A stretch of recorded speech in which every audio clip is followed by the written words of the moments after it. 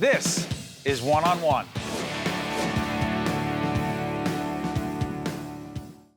We are pleased to be joined by Jesse Ryan, music teacher, Dwight D. Eisenhower Middle School in beautiful Freehold, New Jersey. How you doing? I'm doing great. It's music teacher. Good to be here.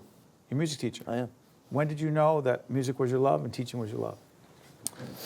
It kind of crept up on me, honestly. I just kind of stumbled upon it. I didn't really have anyone in the family that was musical. I just had a piano in the basement, and You played it? Yeah, I didn't know anything about it. I just made noise on it for a while, and little by little, you know, it became more a part of my life.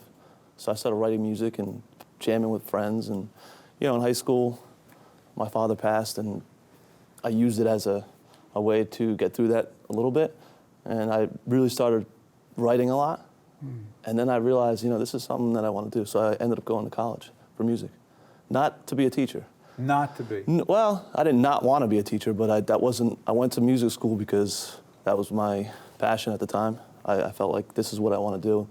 And so I went to Berkeley and surrounded myself with a bunch of people that helped me grow. And, you know, I ended up signing up for a mentor program. And we were working with kids in Boston, and I really enjoyed it. Still wasn't like my goal. My parents were teachers too, though, so maybe that was in the back of my mind. Something happened because you're connecting now, and as part of our classroom, as part of the partnership with the New Jersey Education Association, this is part of our classroom close-up collaboration, a great series that the NJEA has with our partners at NJTV. This is a feature on you and your work at Dwight D. Eisenhower Middle School in Freehold, New Jersey. This is Jesse Ryan, music education.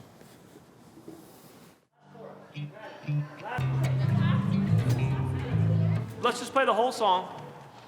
End it however you think you're supposed to, and then we'll correct it after that, okay? Jesse Ryan's love of music is undeniable. 1, 2, 3. My whole mission as a music teacher is to make kids love music in any way possible. Stop. Maddie, you're gonna just... Before Jesse became a teacher, he played in a rock band that toured the U.S. and Japan. You jog, don't sprint, just jog. But this School of Rock type program he created has become his passion. And then you bounce back, and you just... This year, the name of the band is called Static. That's the 8th grade performance class. We're putting on a concert tonight, and it's a year-long class, and we work on all aspects of performing, arranging, and we work on arranging the set, too, like how to put on a show, how to take the audience on a roller coaster ride. I'm not one to say, oh, I'm so proud of this because this is so great, but I usually feel that inside, like that this is something special. Like these kids look professional.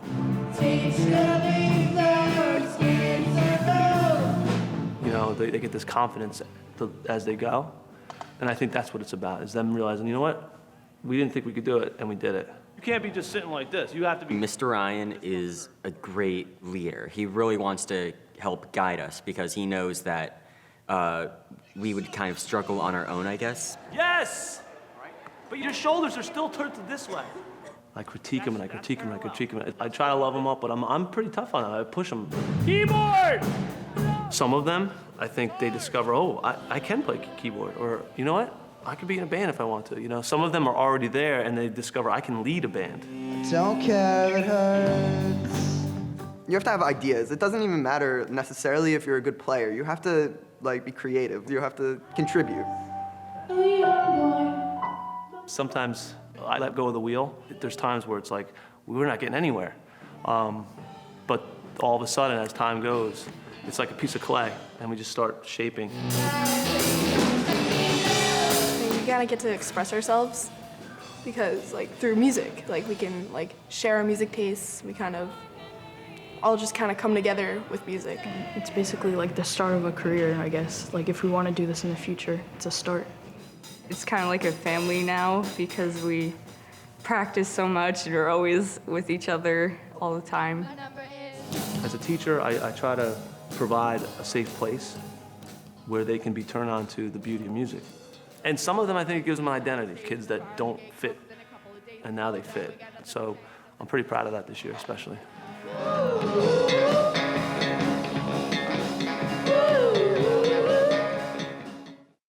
I got to tell you something. We look at these kids. They seem committed and passionate. Is that the way you got them when they came in? Some of them.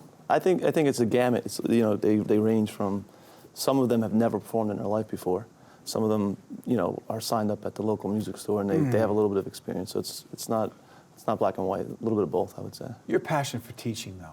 I mean, the music part, I'm starting to feel, but the passion for teaching these kids, where does that come from? You said your parents, but that doesn't explain it all. No. You know, I never really saw myself being a teacher, but I think exposing kids, or like when I stumbled upon music and realized what it was and what it felt like, I think getting everyone to understand that that's possible for anybody. That's the passion. Like, it's something you work at. It's not magic. It's something. It's a craft. And it could be yours, whether it's at the hobby level or if you're a professional. I mean, it just, the more time you put into it. But opening that door, possibility for a 12-year-old, you know, and saying, you know, you can, but this is what you have to do in order to get there. Yeah. I think that's what I find the most pleasure out of it. Let me ask you, benefit concert coming up? Yeah, it's a benefit concert. We started the class. Originally, it wasn't a benefit concert. We're going to work towards the goal of performing.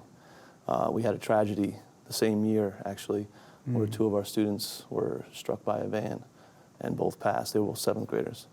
Seventh graders? Yeah.